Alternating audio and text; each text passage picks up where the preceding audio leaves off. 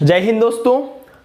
आज हम जो हमने पंचायती राज व्यवस्था पढ़ ली है उस पंचायती राज व्यवस्था का आपको टेस्ट लगाना है। ठीक है, तो टेस्ट में जो भी क्वेश्चन आपके आते हैं उन क्वेश्चन को तो हम सॉल्व करेंगे ही साथ उनसे जुड़े हुए जो भी पॉइंट आपके बन सकते हैं। ठीक है, जरूरी नहीं टेस्ट में जो क्वेश्चन आपका बना है सेम ऐसा के ऐसा ही क्वेश्चन आपका एग्जाम में भी बन जाए, उससे रिलेटेड कुछ भी क्वेश्चन बन सकता है ना, तो उसको भी हम यहां पर करेंगे कोशिश हल करने की। तो आप लोग को अपने नोटबुक साथ में रखना है और सारी की सारी चीजें क्या करना है उसमें नोट करते चलना है। ठीक है, तो एक बढ़िया मोटिवेशन थॉट के साथ हम स्टार्ट करते हैं। कैसे हार जाऊं मैं इन तकलीफों के आगे, कैसे हार जाऊं मैं इन तकलीफों के आगे, मेरी तरक्की की आस में मां कब से बैठी है। ठीक है, तो कुछ भी तकलीफ आपके सामने आए आपको बिल्कुल हारना नहीं है, मन लगा के मेहनत करना है। तकलीफों का आना तो क्या है, पार्ट ऑफ लाइफ है।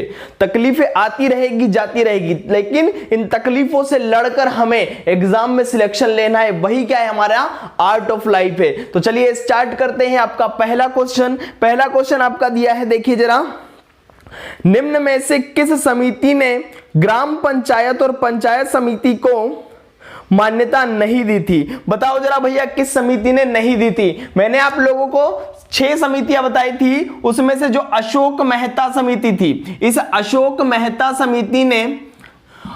मेहता जो समिति थी इसने क्या है, पंचायत और पंचायत समिति को मान्यता नहीं दी थी। इस अशोक मेहता समिति की स्थापना 1977 में की गई थी। ठीक है, इसने कितने 2 स्तरीय पंचायती राज व्यवस्था दी थी, ये आप लोगों को ध्यान रखना है। अगला क्वेश्चन आप देखेंगे, अगला क्वेश्चन दिया है, जीवीके राव समिति का गठन किसकी सिफारिश पर किया गया? भैया जीवीके राव समिति, कल मैंने आप लोगों को बताया था जीवीके राव समिति का कि किसके बारे में, किसकी सिफारिश पर इसकी स्थापना की गई है। तो जीवीके राव समिति की सिफारिश योजना आयोग, किसकी सिफारिश पर? योजना आयोग। भैया ये योजना आयोग कब बना था? 1950 में। योजना आयोग को समाप्त करके अब क्या बना दिया गया है? नीति आयोग बना दिया गया है। आप लोगों से पूछ ले कभी, इस नीति आयोग में नीति का फुल फॉर्म क्या होता है? National institute for transforming India. ठीक है, नीति आयोग की स्थापना पूछ ले 1 जनवरी 2015 को नीति आयोग की स्थापना होती है। नीति आयोग के अध्यक्ष कौन होते हैं? प्रधानमंत्री होते हैं नीति आयोग के अध्यक्ष। आप लोगों से पूछ ले नीति आयोग के उपाध्यक्ष कौन है, तो याद रखेंगे सुमन बेरी। कौन है नीति आयोग के उपाध्यक्ष? सुमन बेरी। नीति आयोग के सीईओ पूछ ले तो परमेश्वर अय्यर। कौन है? परमेश्वर अय्यर। इन सब बातों को आपको बिल्कुल नोट करके रखना है। अगला क्वेश्चन देखते हैं, क्वेश्चन दिया है आपका, लक्ष्मीमल सिंघवी समिति ने कितने स्तरीय पंचायती राज व्यवस्था की सिफारिश की थी? लक्ष्मीमल सिंघवी समिति बताइए तो LM सिंघवी समिति। इस LM सिंघवी समिति ने कितने 3 स्तरीय पंचायती राज व्यवस्था दी थी। याद करेंगे, कैसे याद करवाया था मैंने? LM सिंघवी समिति। ठीक है, LM सिंघवी समिति आप लोगों से पूछे इसकी स्थापना कब हुई थी? 1886 में। कब हुई थी इसकी स्थापना? 1886 में। इसमें आप याद रखेंगे सबसे पहले संवैधानिक दर्जे की बात करी थी किसने? LM सिंघवी समिति ने सबसे पहले संवैधानिक दर्जे की बात करी थी। अगला क्वेश्चन देखते हैं अपन, जीवीके राव समिति ने अपनी रिपोर्ट कब पेश की थी? जीवीके राव समिति कब बनाई गई? जीवीके राव समिति 3 नंबर वाली समिति आप लोगों को पढ़ाई थी, जीवीके राव समिति।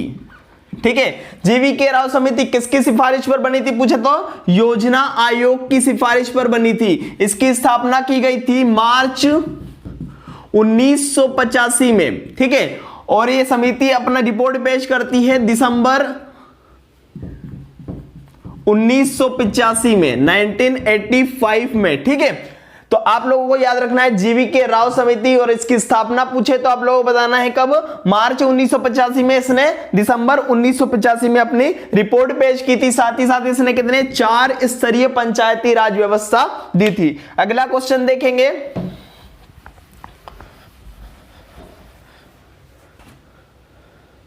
अगला क्वेश्चन दिया है, स्थानीय स्वशासन को संवैधानिक दर्जा प्रदान करने हेतु पहला संविधान संशोधन विधेयक किस समिति की सिफारिश पर पेश किया गया था? याद करो, पहला संविधान संशोधन विधेयक 1989 में पेश किया था। कब पेश किया था? 1989 में। कौन सी समिति थी? पीके थुंगन समिति। इस पीके थुंगन समिति की सिफारिश पर पहला संविधान संशोधन विधेयक पेश किया गया था, लेकिन राज्यसभा में, कहां पर? राज्यसभा में बहुमत प्राप्त नहीं होने के कारण यह संविधान संशोधन विधेयक पास नहीं हो सका था। ठीक है, ये आप लोगों को याद। अगला क्वेश्चन दिया है, सामुदायिक विकास कार्यक्रम की शुरुआत कब की गई थी? सामुदायिक विकास कार्यक्रम की यदि हम बात करें तो 2 अक्टूबर, कब? 2 अक्टूबर 1952 में सामुदायिक विकास कार्यक्रम चलाए गए थे। और 1953 में, बताओ जरा आप लोग, 1953 में क्या चलाया था? अरे राष्ट्रीय विस्तार सेवा। क्या स्टार्ट किया था? राष्ट्रीय विस्तार सेवा। किसने स्टार्ट किया था इसको? राष्ट्रीय विकास परिषद ने। राष्ट्रीय विकास परिषद ने। और राष्ट्रीय विकास परिषद की स्थापना पूछे तो 1952 में की गई थी राष्ट्रीय विकास परिषद की स्थापना। अगला क्वेश्चन बताएंगे, भारत में स्थायी बंदोबस्त कब लागू किया गया था? भारत में स्थायी बंदोबस्त बताओ जरा। अरे कार्नवालिस, क्या नाम था उसका? कार्नवालिस। कार्नवालिस ने 1793 में कार्नवालिस ने भारत में स्थायी बंदोबस्त को लागू किया था। आप लोगों से पूछ ले, कार्नवालिस कोर्ट का गठन कब किया था? तो 1793 में। किसने किया था? कार्नवालिस ने ही किया था। इसे हम क्या कहते हैं? इस्तमरारी। इसी को हम जमींदारी प्रथा कहते हैं। इसी को हम क्या कहते हैं? मालगुजारी कहते हैं। सारी चीजें आप लोगों को याद रखना है। अगला क्वेश्चन देखेंगे, शिवाजी के समय ग्राम प्रधान को क्या कहा जाता था? याद करो, शिवाजी के समय जो ग्राम प्रधान होता था उसे क्या कहते थे? तो शिवाजी के समय आपको पता है अष्ट प्रधान व्यवस्था थी। कैसी थी? अष्ट प्रधान व्यवस्था। इस अष्ट प्रधान व्यवस्था में जो गांव का प्रमुख होता था उसे पाटिल कहा जाता था। क्या कहते थे उसे? पाटिल कहा जाता था। अगला क्वेश्चन देखेंगे, ऋग्वेद में सभा शब्द का उल्लेख कितनी बार किया है? इस क्वेश्चन को आप लोग ध्यान से देख लेंगे। ऋग्वेद में सभा शब्द, मैंने आपको बताया था ऋग्वेद में सभा, समिति और विदत नाम की संस्था का उल्लेख है। ठीक है, लेकिन जब हम क्लास पढ़ रहे थे उस समय हमने कहा था सभा शब्द का उल्लेख 8-9 बार, लेकिन आपको इसमें थोड़ा चेंज करना है। सभा शब्द का उल्लेख 8 बार किया गया है, समिति शब्द का उल्लेख किया गया है 9 बार, और विदत नाम की संस्था का उल्लेख 122 बार किया गया है।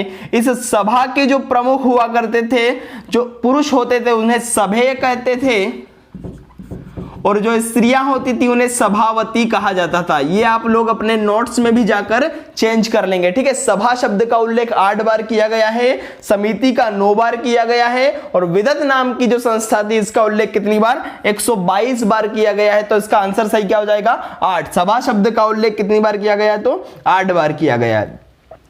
अगला क्वेश्चन है, पंचायती राज व्यवस्था में सुधार हेतु गठित समितियां कौन कौन सी थी? अरे आपको तो सारी समितियां याद है। कौन कौन सी? सबसे पहले आप लोग बताएंगे कौन सी बनाई थी? बलवंत राय मेहता समिति। बलवंत राय मेहता के बाद अशोक मेहता समिति। अशोक मेहता के बाद जीवी के राव समिति। जीवी के राव के बाद एलएम सिंघवी समिति। एलएम सिंघवी समिति के बाद कौन सी? पीके थुंगन समिति। पीके थुंगन के बाद वीएन गाडगिल समिति। सारी समितियां आप लोगों को याद है। इसके सन बता दो, 1957 में बनाई गई, इसे 1977 में बनाया गया, जीवी के राव 1985 में बनाया गया, एलएम सिंघवी 1986 में बनाया गया, 1986। ठीक है, पीके थुंगन समिति को 1988 में बनाया गया, वीएन गाडगिल को भी 1988 में बनाया गया था। ठीक है, इतना आप लोगों को ध्यान रखना है। अगला क्वेश्चन देखेंगे, अशोक मेहता समिति का गठन कब किया गया था? बताइए जरा, अशोक मेहता समिति का गठन। अशोक मेहता समिति की यदि हम बात करें तो कब बनाई थी? मोरारजी भाई देसाई के समय 1977 में। नई सरकार आई थी, नई समिति बनाई किसकी? अशोक मेहता जी ने। कौन से स्तरीय पंचायती राज व्यवस्था दी? 2 स्तरीय। मुख्य दोष क्या था इसका पूछे तो? पंचायत, और पंचायत समिति को इन्होंने क्या कर दिया था? नकार दिया था। यही इनका मुख्य दोष था। किस सरकार के समय बनी थी? मोरारजी देसाई की सरकार के समय, पहली जनता पार्टी की सरकार है। ठीक है, ये भी आप लोग याद रखेंगे। अगला क्वेश्चन है, बलवंत राय मेहता समिति कब बनी थी? बताओ जरा, अभी हमने हल किया था इस क्वेश्चन को। बलवंत राय मेहता समिति का गठन कब किया गया?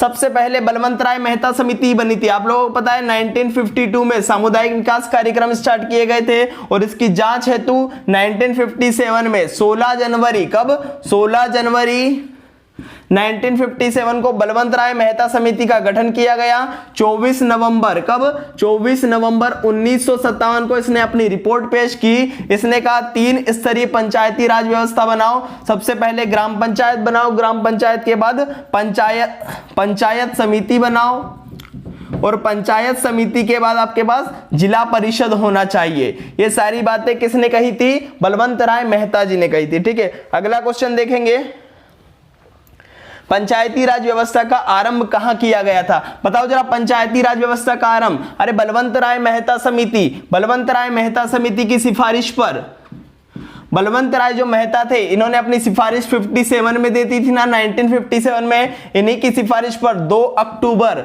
1959 में राजस्थान, कौन सा राज्य? राजस्थान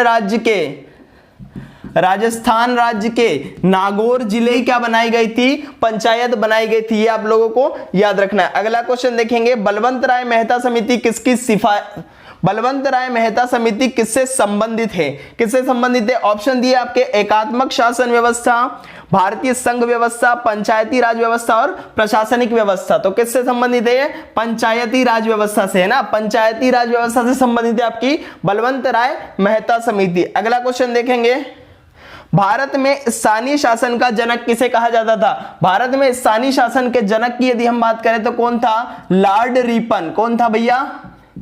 लॉर्ड रिपन स्थानीय शासन का जनक। कब आया था? 1980 में। भारत में स्थानीय शासन को लागू कब किया? 1982 में किया।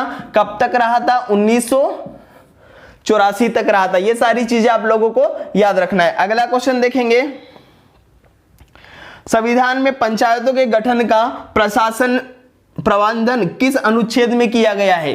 संविधान में आपके पंचायत का जो गठन किया गया है, बताओ तो कौन सा आर्टिकल? आप लोगों को बताया था आर्टिकल 40। कौन सा? अनुच्छेद 40, इसमें किया गया है इसका गठन। साथ ही साथ हम बात करें इसे किसके अंतर्गत जोड़ा गया है, तो नीति निर्देशक तत्वों के अंतर्गत। किसे जोड़ा गया है? DPSP। आप लोग बताएंगे नीति निर्देशक तत्व में आर्टिकल 37 पढ़ाया था। आर्टिकल 37 में क्या लिखा हुआ है? आर्टिकल 37 में कहा गया है नीति निर्देशक तत्व क्या है? प्रवर्तनीय नहीं है। मतलब जब भी नीति निर्देशक तत्व का उल्लंघन होता है तो आप सीधे सीधे सुप्रीम कोर्ट में नहीं जा सकते हैं। ठीक है, तो नीति निर्देशक तत्व प्रवर्तनीय नहीं है, मतलब कैसे है? अप्रवर्तनीय है। ठीक है, एक और आर्टिकल मैंने आपको बताया था 246, इसको भी नोट करके रखेंगे। 246 में कहते हैं क्या? राज्य का विधानमंडल, स्थानीय स्वशासन से संबंधित कानून कौन बनाएगा? राज्य का विधानमंडल बनाएगा। ठीक है, आप लोग बताएंगे कमेंट करके आर्टिकल 50 में क्या लिखा।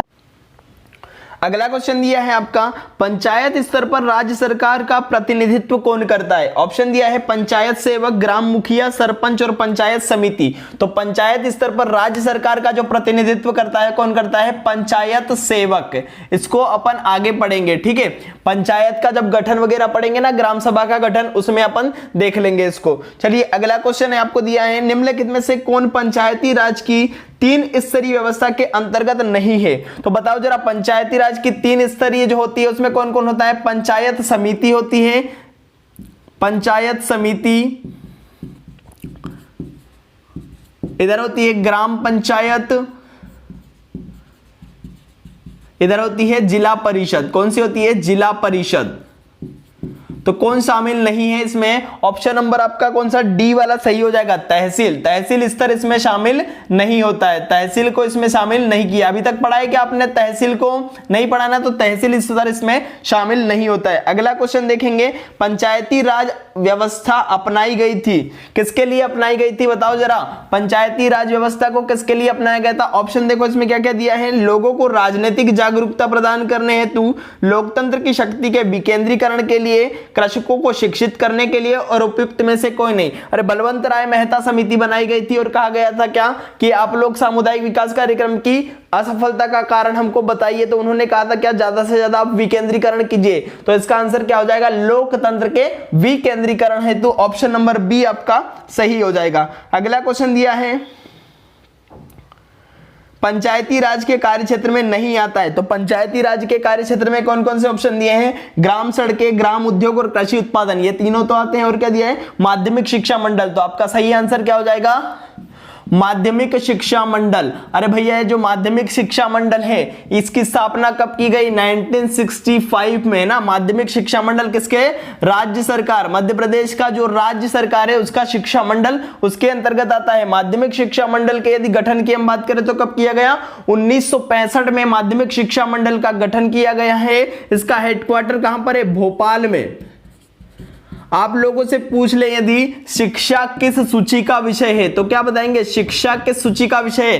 तो 1976 के पहले 1976 के पहले जब 42वां संविधान संशोधन नहीं हुआ था तब शिक्षा किसका विषय था, तब शिक्षा था राज्य सरकार का विषय था। लेकिन 42वें संविधान संशोधन के बाद शिक्षा को समवर्ती सूची का विषय बना दिया गया है। ठीक है, समवर्ती सूची की यदि हम बात करें तो इस पर कानून राज्य सरकार भी बनाती है और केंद्र सरकार भी बनाती है। तो आप लोगों को ध्यान रखना है, माध्यमिक शिक्षा मंडल 1965 हेडक्वार्टर का है, भोपाल में है। शिक्षा कौन से विषय है, तो शिक्षा समवर्ती सूची का विषय कब बनाया गया, 42वें संविधान संशोधन के तहत इसे समवर्ती सूची में बनाया गया। इस 42वें संविधान संशोधन को लघु संविधान भी कहा जाता है, ये बात आपको ध्यान रखना है। ठीक है, तो उम्मीद करते हैं आप लोगों का टेस्ट बहुत अच्छा रहा होगा।